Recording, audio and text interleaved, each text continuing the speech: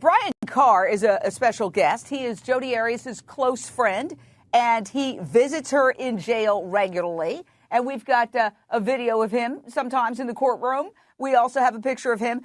Brian Carr, you visit Jodi Arias. Brian, are you there? Yeah, I'm here. Okay, you visit her regularly behind bars. Now, we're seeing another side of Jodi. We're seeing someone who is not looking so much like the victim as somebody who can hold her own against a very aggressive guy and seems to be able to deliver some zingers and one-liners. Is this the Jodi you know, the one who kind of jokes and smirks and has a clever wit?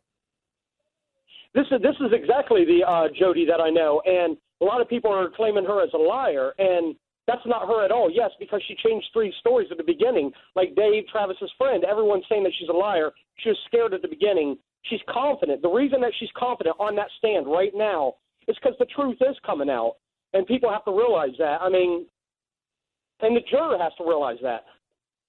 Let's go to the phone lines quickly. Raymond, Indiana, your question or thought. Raymond.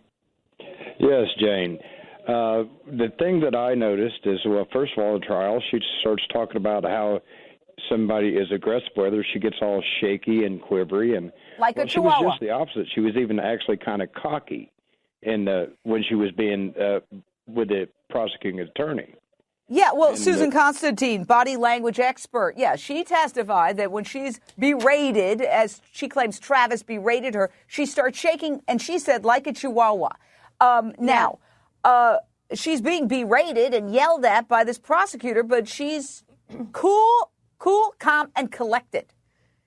Exactly. So that's what's happening is the two are colliding. So every time when she's speaking, I can tell you, Jane, from experience when watching her, when she says she's fearful, there's no fear. When she says that she's sad, there's no sadness. When she said that she's happy, you don't see happiness. They always collide. The only time I saw her shake was when she was getting ready to get on the stand, and for a moment there, her hands were shaking a little bit, certainly not like a chihuahua. I want to go to Dave Hall, a good friend of Travis Alexander's. Thank you for joining us from Utah. What do you think of the prosecutor's approach so far to try to paint Jodi as someone who enjoyed the sex as much as Travis did?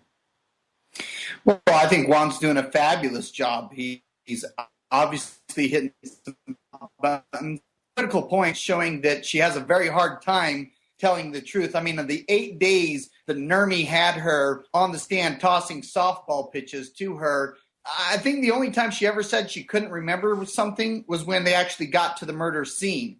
And today, I mean, she said it hundreds of times. I can't remember this. I can't remember this. I mean, she has absolutely no credibility in my eyes.